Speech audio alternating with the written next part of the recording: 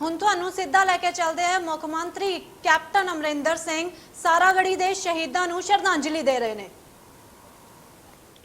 ਅੱਜ ਗੁਰੂ ਮਹਾਰਾਜ ਦੀ ਹਜ਼ੂਰੀ ਵਿੱਚ ਸਜੀ ਪਰਮ ਸਤਿਕਾਰਯੋਗ ਸਾਧ ਸੰਗਤ, ਵਾਹਿਗੁਰੂ ਜੀ ਕਾ ਖਾਲਸਾ, ਵਾਹਿਗੁਰੂ ਜੀ ਕੀ ਫਤਿਹ। ਅੱਜ ਆਪਾਂ ਉਹ ਦਿਨ ਮਨਾ ਰਹੇ ਹਾਂ ਜੋ ਸਾਡੇ ਇਤਿਹਾਸ ਦੇ ਵਿੱਚ ਇੱਕ ਬੜਾ ਸੁਨਹਿਰੀ ਲਫ਼ਜ਼ਾਂ ਨਾਲ ਲਿਖਿਆ ਗਿਆ। ਇਹ ਉਹ ਇਤਿਹਾਸ 1897 ਦਾ, ਜਦੋਂ ਸਾਡੇ 22 ਸਿੰਘ ਹਮਲਾਰੀ ਈਸ਼ਰ ਸਿੰਘ ਦੇ ਅਧੀਨ ਪਰ ਕਮਾਂਡ ਦੇ ਹੇਠ ਉਹਨਾਂ ਨੇ ਆਪਣੀ ਸਾਰਾਗੜੀ ਕਿਲੇ ਦੀ ਰੱਖਿਆ ਕੀਤੀ ਔਰ ਆਪਣੀ ਸ਼ਹਾਦਤਾਂ ਦਿੱਤੀਆਂ। ਇਹ ਆਪਾਂ ਸਾਰਾ ਸੁਣਦੇ ਹਾਂ ਸਾਰਾਗੜੀ ਦੇ ਬਾਰੇ, ਬਹਾਦਰੀ ਕੀ ਹੋਈ, ਲੇਕਿਨ ਥੋੜ੍ਹੀ ਬਹੁਤ ਮੈਂ ਪਿਛੋਕੜੇ ਦਾ ਦੱਸਣਾ ਚਾਹੁੰਦਾ। ਕਿੱਥੇ ਸੀ Saragarhi? North West Frontier Province ਕਹਿੰਦਾ ਸੀ ਉਸਨੂੰ, ਜਿੱਥੇ ਪਠਾਨਾਂ ਦਾ ਏਰੀਆ ਅਫਗਾਨਿਸਤਾਨ ਔਰ ਹਿੰਦੁਸਤਾਨ ਦੇ ਦਰਮਿਆਨ ਸੀ ਉਸ ਜ਼ਮਾਨੇ 'ਚ। ਔਰ ਉਹ ਪਠਾਨ ਏਰੀਆ, ਉਸ ਦੇ ਉੱਪਰ ਬਹੁਤ ਪਠਾਨਾਂ ਦੇ ਪਿੰਡ ਸੀ ਔਰ ਉੱਥੇ ਇਹ ਇੱਕ ਕਈ ਸਾਡੇ ਕਿਲੇ ਬਣੇ ਹੋਏ ਸੀ। ਉੱਥੇ ਇੱਕ ਸਮੇਂ ਆਇਆ 1897 ਵਿੱਚ ਕਿ ਉੱਥੇ ਦੇ ਕੁਝ ਧਾਰਮਿਕ ਲੋਕਾਂ ਨੇ ਉੱਠ ਕੇ ਉੱਥੇ ਹਲਚਲ ਸ਼ੁਰੂ ਕਰ ਦਿੱਤੀ ਔਰ ਉਸ ਹਲਚਲ ਵਿੱਚ ਫਿਰ ਗਵਰਨਮੈਂਟ ਆਫ ਇੰਡੀਆ ਨੇ ਇੱਕ ਫੋਰਸ ਭੇਜੀ ਜਨਰਲ ਲੌਕਹਾਰਟ ਦੇ ਅਧੀਨ ਕਿ ਜਾ ਕੇ ਉਹਨਾਂ ਨੂੰ ਕਾਬੂ ਕਰੋ ਉੱਥੇ। ਔਰ ਉਹ ਫੋਰਸ 4 ਕਾਲਮਾਂ 'ਚ ਗਈ ਔਰ ਮੈਨੂੰ ਖੁਸ਼ੀ ਹੈ ਕਹਿੰਦੇ ਕਿ ਉਹ ਚਾਰੋਂ ਕਾਲਮਾਂ ਦੇ ਵਿੱਚ ਇੱਕ ਸਾਡੀ ਸਿੱਖ ਪਲਟਨ ਉਹਦੇ ਵਿੱਚ ਕੱਲੇ ਦੇ ਵਿੱਚ ਸੀ।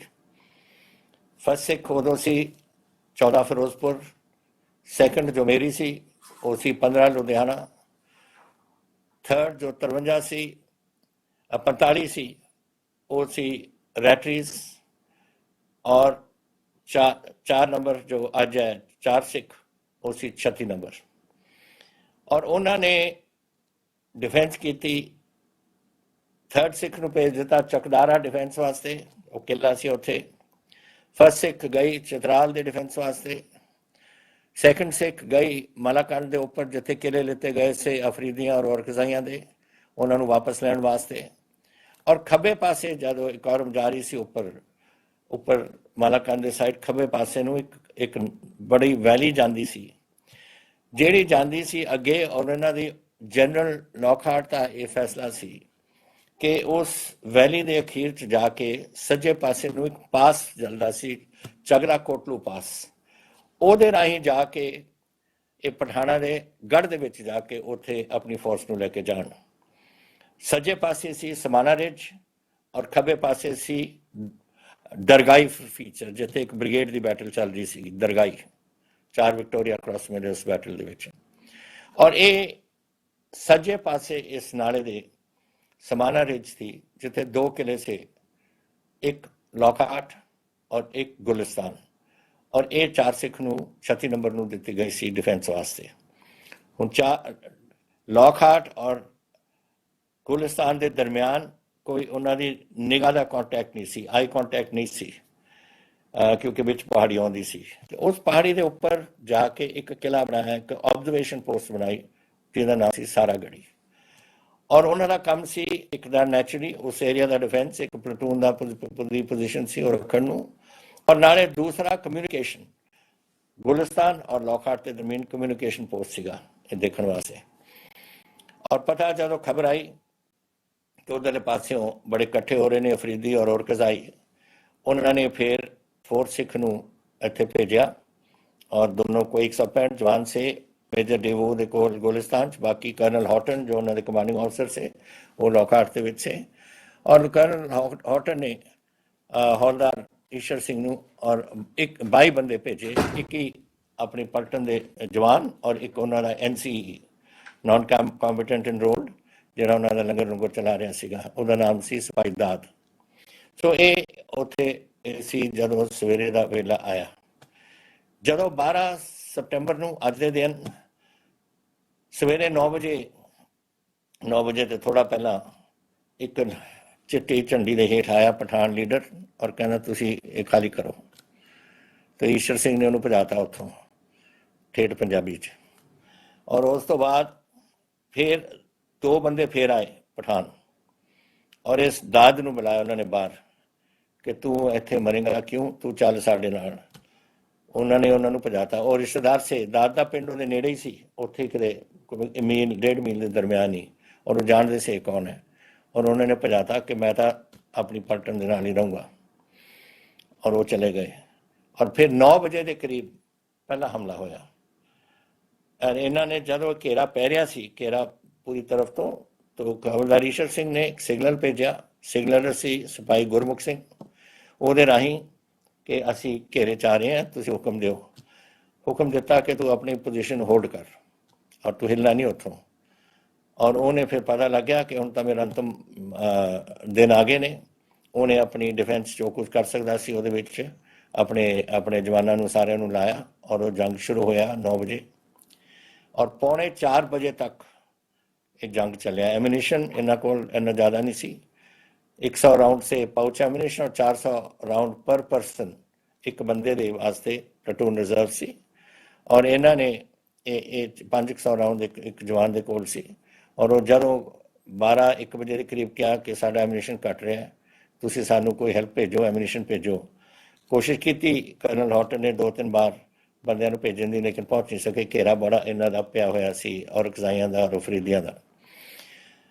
ਤੋ ਇਹਨਾਂ ਨੂੰ ਪਤਾ ਲੱਗ ਗਿਆ ਫਿਰ ਹਵਲਦਾਰ ਈਸ਼ਰ ਨੂੰ ਕਿ ਬਸ ਹੁਣ ਅੰਤਮ ਟਾਈਮ ਆ ਗਿਆ ਹੈ। ਤੇ ਉਹਨੇ ਬੇਨੇਟ ਫਿਕਸ ਕਰਾਏ। ਔਰ ਇਹ ਉਦੋਂ ਹਵਾ ਚੱਲੀ ਇੱਕ ਪਾਸਿਓਂ ਤੇ ਘਾਹ ਨੂੰ ਫੂਕ ਕੇ ਉਹ ਜਦੋਂ ਧੂੰਆਂ ਉਧਰੋਂ ਆ ਰਿਹਾ ਸੀ ਤਾਂ ਇੱਕ ਸਮੋਕ ਸਕਰੀਨ ਜੀ ਬਣ ਗਈ ਸੀਗੀ।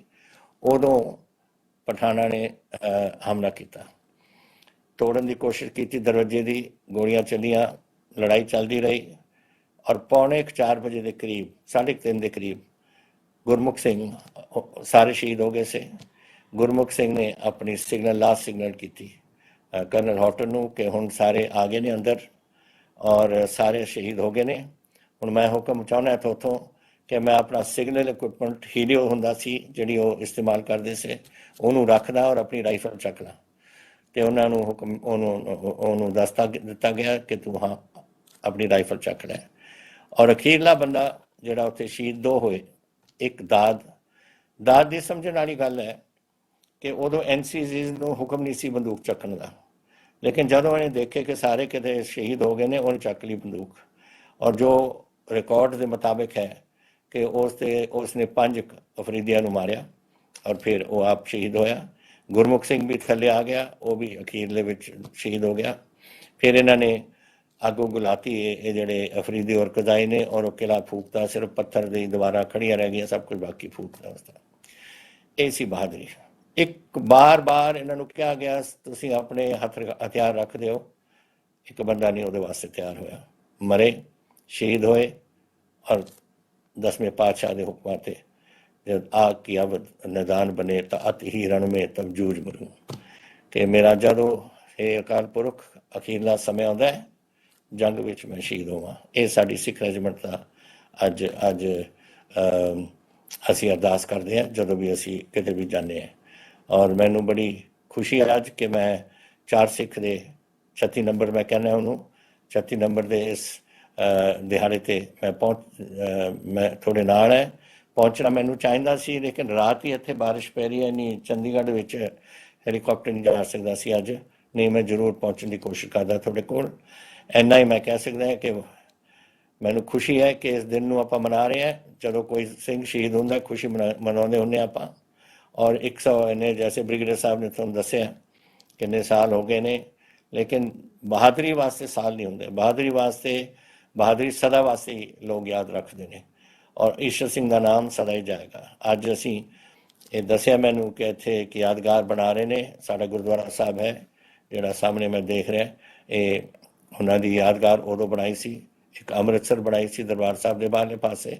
ਔਰ ਅੱਜ ਖੁਸ਼ੀ ਮੈਂ ਅੱਜ ਅਖਬਾਰ 'ਚ ਪੜ੍ਹਿਆ ਕਿ UK ਵਿੱਚ ਵੁਲਵਰਹੈਂਪਟਨ ਵਿੱਚ ਇੱਕ ਹੌਲਦਾਰ ਈਸ਼ਰ ਸਿੰਘ ਦਾ ਉੱਥੇ ਸਟੈਚੂ ਬਣਾ ਰਹੇ ਨੇ।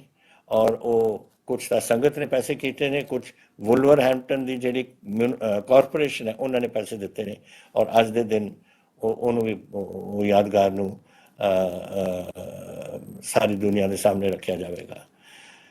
तो ये यादगारां ਸਿੰਘਾਂ ਦੀਆਂ ਔਰ ਬਹਾਦਰਾਂ ਦੀਆਂ ਚਾਹੇ ਕੋਈ ਵੀ ਹੋਣ ਹਿੰਦੁਸਤਾਨ ਦੀ ਫੌਜ ਦੇ ਨੇ ਸਾਡੇ ਲੋਕ ਨੇ ਔਰ ਮੈਨੂੰ ਖੁਸ਼ਕਨਸੀਬੀ ਕਿ ਮੇਰੀ ਰੈਜੀਮੈਂਟ ਦੇ ਨੇ ਔਰ ਕਿ ਮੈਂ ਅੱਜ ਇਸ ਦਿਨ 'ਚ ਤੁਹਾਡੇ ਨਾਲ ਹੋ ਸਕਿਆ ਵਾਹਿਗੁਰੂ ਕਰੇ ਉਹਨਾਂ ਨੂੰ ਪਰਿਵਾਰਾਂ ਨੂੰ ਸੁਖੀ ਰੱਖਣ ਔਰ ਉਹ ਜਿਹੜੀ ਸਾਡੀਆਂ ਬਹਾਦਰ ਸ਼ਖਸੀਅਤਾਂ ਉਹਨਾਂ ਦੇ ਆਪਣੇ ਸੱਚੇ ਦਰਬਾਰ 'ਚ ਪਹੁੰਚੇ ਹੋਏ ਨੇ ਆਪਣੇ ਚਰਨਾਂ 'ਚ ਨਵਾਜਣ ਵਾਹਿਗੁਰੂ ਜੀ ਕਾ ਖਾਲਸਾ ਵਾਹਿਗੁਰੂ ਜੀ ਕੀ ਫਤਿਹ ਜੈ ਹਿੰਦ थैंक यू सर।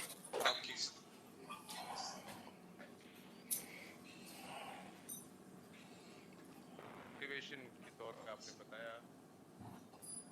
मैं निवेदन करूंगा